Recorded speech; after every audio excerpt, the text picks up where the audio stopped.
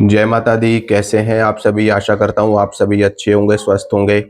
माँ जगदम्बा आप सभी की मनोकामना पूरी करे। आप सभी के घर में माता रानी सुख शांति बनाए रखे।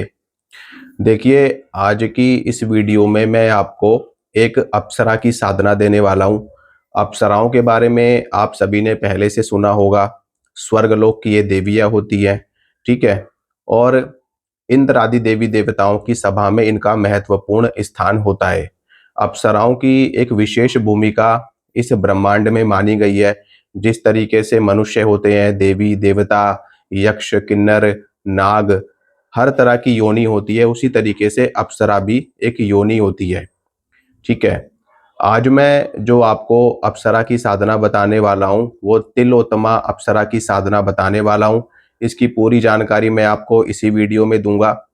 तिलोत्तमा अप्सरा एक दिव्य अप्सरा मानी जाती है और जो प्रमुख अप्सराएं हैं, मुख्य अप्सराएं हैं, उनमें से एक ये अप्सरा मानी जाती है।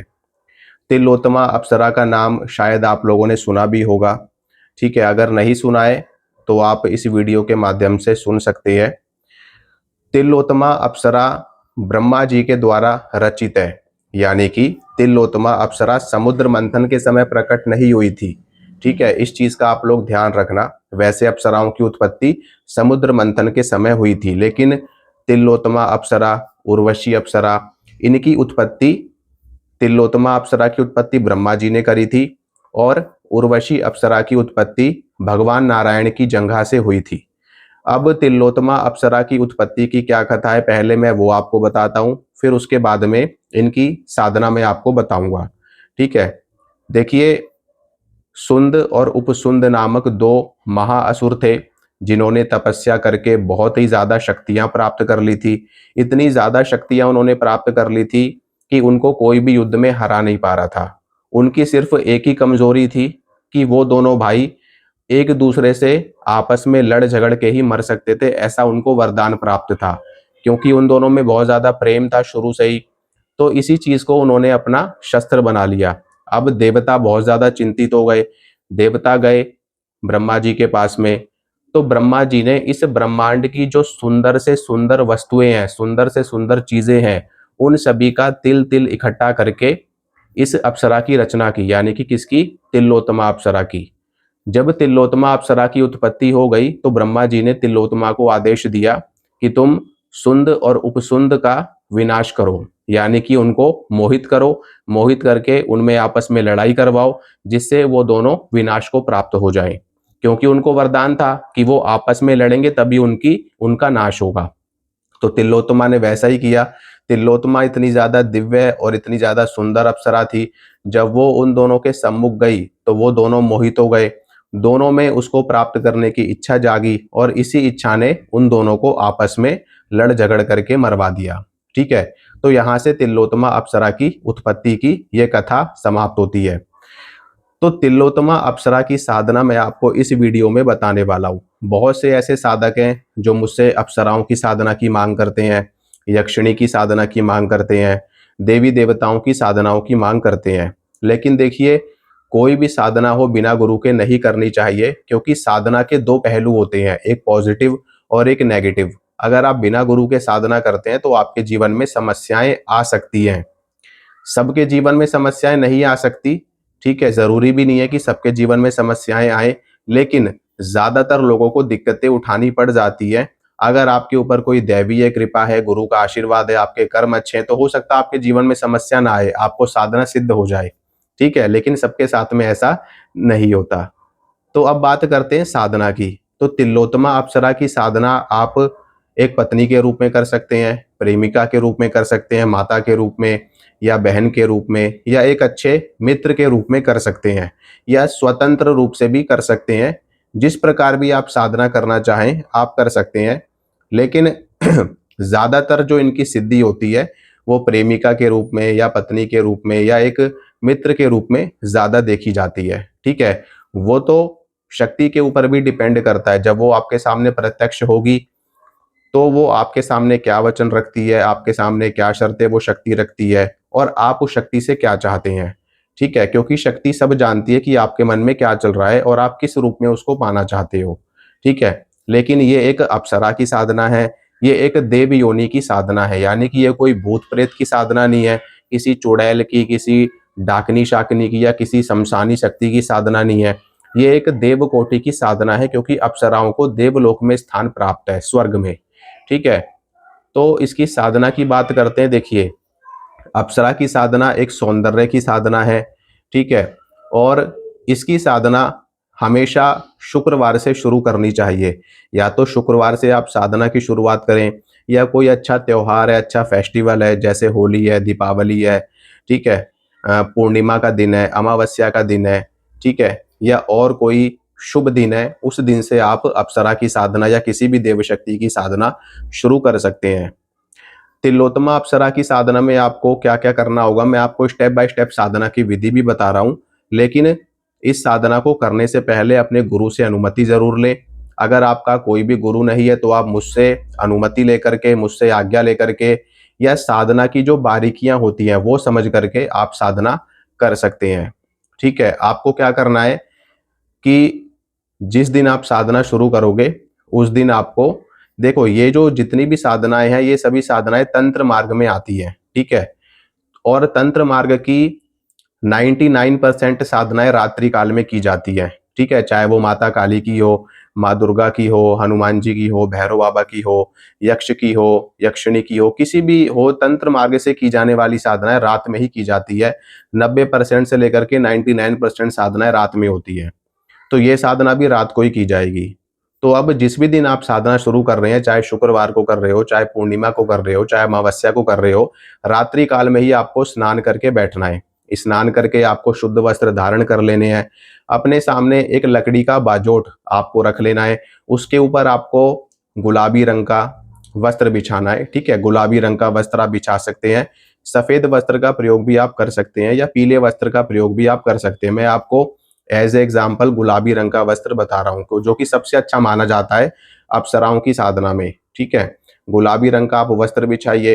ठीक है, उस वस्त्र को बिछाने के बाद में आपको उसके ऊपर तिलोत्तमा अप्सरा का फोटो रखना है। ठीक है, अगर आपके पास में फोटो, तो देखो, आप इंटरनेट से किसी भी सुंदर देवी का या किसी भी सुंदर स्त्री का फोटो निकलवा सकते हैं। उसको तिलोत्तमा अप्सरा मान करके आप उनका फोटो वहां पर स्थापित कर सकते हैं। अगर मान लो आपके पास में फोटो अवेलेबल नहीं है, या आपको बिना फोटो के साधना करनी है, तो बिना फोटो के भी आप साधना कर सकते हैं। कोई भी इसमें दिक्कत वाली बात नहीं है। ठीक है, तो उस वस्त्र के ऊपर आपको अप्सरा को स्थान देना है। स्थान कैसे दे सकते हैं? अगर आपके पास में फोटो है तो आप फोटो रखिए, अगर फोटो नहीं है तो आप चावल की ढेरी बनाइए। ठीक है, चावल की ढेरी के ऊपर आपको एक दीपक अप्सरा के नाम से रख देना है, अप्सरा मान करके। या फिर आप चावल के ऊपर सुपारी की स्थापना कर सकते हैं, या नारियल की स्थापना कर सकते हैं अप्सरा मान करके। ठीक है, और सुपारी की स्थापना किस प्रकार से करेंगे? जैसे कि मान लो आपको एक बड़ी वाली सुपारी ले लेनी है, उसके ऊपर आपको कलावा कलावा लगा देना है, यानी कि अच्छे प्रकार से कलावा लपेट देना है। लपेटने के बाद में वो इतना मोटा हो जाएगा। ठीक है, इतना मोटा उसको कर लेना है, और उसी चावल की ढेरी के ऊपर आपको वो सुपारी तिलोत्तमा अप्सरा मान करके रख देना है। अब इसमें आपको क्या करना है कि पंचोपचार से, दशोपचार से, षोडशोपचार से आपको पूजन करना है तिलोत्तमा अप्सरा का। यानी कि धूप बत्ती, अगरबत्ती, दीपक आपको लगाना है, इत्र लगाना है आपको, गुलाब के फूल आपको डालने हैं। ठीक है, मिठाई, यानी कि अच्छी क्वालिटी की मिठाई का भोग आपको अप्सरा को लगाना है। ये पूजन आपको पर डे करना है, डेली आपको करना है। ये साधना आपकी टोटल 21 दिन चलेगी। ठीक है, 21 दिन ये साधना चलेगी। जो साधक इसको 11 दिन में करना चाहते हैं वो 11 दिन में भी कर सकते हैं। साधना आपके ऊपर डिपेंड करती है कि आप कितने दिन तक इसको ले जाना चाहते हैं। ठीक है, मेरे बहुत सारे ऐसे साधक हैं, शिष्य हैं, जिनको 11-11 दिन में भी सिद्धि प्राप्त हो जाती है। ठीक है, और 11 दिन में भी आप ये साधना कर सकते हैं, 21 दिन में भी कर सकते हैं, 41 दिन में भी कर सकते हैं। बस इतना होगा कि आपके जाप की संख्या बढ़ जाएगी। जितने कम दिनों की आप साधना करेंगे उतना उतना ज्यादा आपके जाप की संख्या बढ़ जाती है। ठीक है, 21 दिन में करेंगे तो आपको जाप थोड़ा कम करना पड़ेगा, अगर 11 दिन में करेंगे तो जाप आपको ज्यादा करना पड़ेगा। ठीक है, तो आपको पूजन करना है तिलोत्तमा का, तिलोत्तमा अप्सरा का। ठीक है, सभी चीजें अर्पित कर देनी है। चंदन का इत्र या गुलाब का इत्र या केवड़े का इत्र आप अर्पित कर सकते हैं। मिठाई का भोग लगाना है, पुष्प चढ़ाने हैं आपको। ठीक है, और दीपक आपको लगा देना है घी का, देसी घी का दीपक इसमें जलेगा। ठीक है। और धूपबत्ती अगरबत्ती आप लगा सकते हैं। एक जल का पात्र आप रखेंगे, उस जल के पात्र में थोड़ा मीठा मिला करके या उसमें थोड़ा सा दूध मिला करके या शरबत शरबत भी आप रख सकते हैं, मीठा शरबत। ठीक है, ये सारी चीज़ें आपको रखनी है। उसके बाद में आपको गणेश पूजन, गुरु पूजन, ठीक है, और ये सारे पूजन आपको कर लेने हैं। अपने पितरों को प्रणाम कर लेना है, अपने कुलदेवी कुलदेवता को प्रणाम करना है, आपके जो क्षेत्रपाल हैं उनको प्रणाम कर लेना है, ठीक है। इंद्र देवता को प्रणाम कर लेना है क्योंकि इंद्र देवता प्रमुख हैं। इसके अलावा ब्रह्मा जी को प्रणाम आपको कर लेना है क्योंकि तिलोत्तमा की रचना ब्रह्मा जी ने करी थी, ठीक है। तो ब्रह्मा जी को प्रणाम कर लेना है। इन सभी देवी देवताओं को प्रणाम करके और उसके बाद में आपको संकल्प कर लेना है कि आप ये साधना क्यों कर रहे हैं, किस लिए कर रहे हैं, ठीक है, आपका क्या उद्देश्य है, ठीक है। अगर आप संकल्प ना लेना चाहें तो आप बिना संकल्प के भी आप ये साधना कर सकते हैं क्योंकि शक्ति तो देखो आपके जप से, आपकी सेवा से आकर्षित होकर के आती है, ठीक है। संकल्प तो बाद की बात है और अक्सर मैंने देखा है लोग संकल्प तो ले लेते हैं लेकिन जब शक्ति सामने प्रत्यक्ष होती है तो वो अपना संकल्प ही भूल जाते हैं उस टाइम पे कि उन्होंने शक्ति को किस रूप में आवाहन दिया है। मान लो आपके सामने अप्सरा प्रत्यक्ष हो गई, आपने उसका संकल्प ले लिया माता के रूप में या बहन के रूप में। अब वो आपके सामने आकर के खड़ी हो गई, उसका रूप सौंदर्य देख करके आप मोहित हो गए। अब आपने उसको कह दिया कि मैं आपको अपना मित्र बनाना चाहता हूँ, आपको अपनी पत्नी के रूप में रखना चाहता हूँ, अपनी प्रेमिका के रूप में रखना चाहता हूँ, तो आपका संकल्प टूट गया, तो वो चली जाएगी वापस, फिर आपको सिद्ध नहीं होगी। ठीक है, तो इस चीज का ध्यान रखें। संकल्प बस आप इतना ले लें कि आप कितना जाप करेंगे और आप किस लिए ये साधना कर रहे हैं, बस। उसके बाद में सभी शक्तियों को प्रणाम करके, सभी शक्तियों से अनुमति लेकर के, ठीक है, जैसे कि मैंने आपको बताया पितृ, कुलदेवी कुलदेवता, आपके क्षेत्रपाल, ठीक है, और इंद्र देवता का नाम लेकर के, अपने इष्ट का नाम लेकर के, ठीक है, और ब्रह्मा जी का नाम लेकर के, सबका नाम लेकर के फिर आपको मंत्र जाप शुरू कर देना है। मंत्र जाप आप स्फटिक की माला से करेंगे, ठीक है। स्फटिक की माला शक्ति साधना में सबसे ज्यादा अच्छी मानी जाती है, तो आप स्फटिक की माला का प्रयोग कर सकते हैं या फिर आप रुद्राक्ष की माला से भी जाप कर सकते हैं, कोई दिक्कत वाली बात नहीं है, ठीक है। क्योंकि जो माला आपके पास में अवेलेबल है आप उसी से जाप करिए। स्फटिक से करेंगे तो सबसे अच्छा रहेगा आपके लिए, ठीक है, उससे जल्दी शक्ति सिद्ध होती है। और फिर आपको मंत्र का जाप करना है। मंत्र मैं आपको बता रहा हूँ, मंत्र सुनिए। मंत्र इस प्रकार है, छोटा सा मंत्र है, ओम तिलोत्तमाय नमः, ओम तिलोत्तमाय नमः, ओम तिलोत्तमाय नमः। ये तिलोत्तमा अप्सरा का मंत्र है। इस मंत्र से आप इनकी सिद्धि बहुत ही आसानी से प्राप्त कर सकते हैं।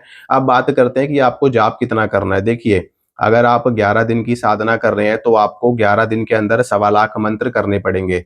अगर आप 21 दिन में कर रहे हैं तो आपको 21 दिन में 1.25 लाख मंत्र करने पड़ेंगे। अगर आप 41 दिन में कर रहे हैं तो आपको 41 दिन में 1.25 लाख मंत्र करने पड़ेंगे, ठीक है। 11 दिन में करेंगे तो आपको रोज 100 माला से ऊपर जाप करना पड़ेगा। अगर 21 दिन में आप कर रहे हैं तो आपको रोज 50-55 माला का जाप करना पड़ेगा और 41 दिन में करेंगे तो आप 20-25 माला में भी 1.25 लाख जाप आसानी से कर सकते हैं, ठीक है। डेली पूजन होगा तिलोत्तमा का, ठीक है। और अन्य देवी देवताओं का नाम आपको बस पहले दिन ले लेना है, पहले दिन उनको प्रणाम कर लेना है। डेली डेली नाम लेने की आवश्यकता नहीं है, ठीक है। और अगर नाम आप ले भी लोगे डेली डेली तो कोई उसमें दिक्कत वाली बात नहीं है, वो अच्छी ही बात है आपके लिए, ठीक है। और फिर आपको मंत्र जाप अपना कंटिन्यू करना है और डेली आपको तिलोत्तमा के मंत्र से हवन भी करना है, ठीक है। और जब तक आपकी साधना चलेगी आपका दीपक जलना चाहिए, ठीक है। धूप अगरबत्ती आप एक ही बार लगाएंगे, उसके बाद आपको दोबारा से लगाने की आवश्यकता नहीं है। लेकिन मंत्र जाप के बाद में आप थोड़ा बहुत कुछ ना कुछ उसके मंत्रों से हवन जरूर करें, ठीक है। हवन की विधि मैंने बता रखी है कैसे होती है, उसकी मैंने एक डिटेल में वीडियो बना रखी है बाकायदा पूरी, तो उस वीडियो को देख करके आप हवन वगैरह कर सकते हैं, ठीक है। जैसे मैंने आपको विधि बताई है, अगर आप इस विधि से साधना करते हैं तो जरूर आपको सिद्धि प्राप्त होगी, आपको प्रत्यक्षीकरण हो जाएगा। और जब आपके सामने अप्सरा प्रत्यक्ष होगी तो जो भी आपकी इच्छा है आप उनसे मांग सकते हैं, उनसे कह सकते हैं, ठीक है। वो आपकी इच्छा को पूरा कर देंगी। और अगर आपको उनको अपने साथ जीवन भर रखना है तो आप उनसे वचन लेकर के उनको जीवन भर अपने साथ में रख सकते हैं। जिस रूप में रखना चाहें उस रूप में आप रख सकते हैं। लेकिन एक चीज मैं आपको यहाँ पे कहना चाहता हूँ, अगर आप शादीशुदा हैं, मैरिड हैं, तो पत्नी के रूप में अप्सरा को ना रखें। या फिर अगर आप अनमैरिड भी हैं तो भी अप्सरा को पत्नी के रूप में ना रखें। अगर आप पत्नी के रूप में रखोगे तो फिर ये आपको शादी करने में रुकावट डालेगी, बाधा डालेगी। ठीक है? इसलिए क्योंकि पत्नी का एक दर्जा एक बहुत ही अहम दर्जा होता है, जो कि अगर आप किसी शक्ति को दे देंगे तो वो तो दैवीय ऊर्जा है, वो किसी सामान्य स्त्री को आपके निकट भी नहीं आने देगी। तो इस चीज़ का आप ध्यान रखिए। बाकी आप मित्र के रूप में करिए, बहन के रूप में करिए, माता के रूप में करिए, कोई दिक्कत वाली बात नहीं है। माँ जगदम्बा आप सभी की मनोकामना पूरी करे। एक चीज़ और मैं आपको बता देता हूँ, अगर आप ये साधना मेरे माध्यम से करना चाहते हैं, तो इसके लिए आप हमें भी संपर्क कर सकते हैं। मैं आपको ये साधना बड़ी ही आसानी से सिद्ध करवा दूँगा, ठीक है? क्योंकि बिना गुरु के साधना करने पर जीवन में दिक्कतें आ जाती हैं। जय माता दी, हर हर महादेव।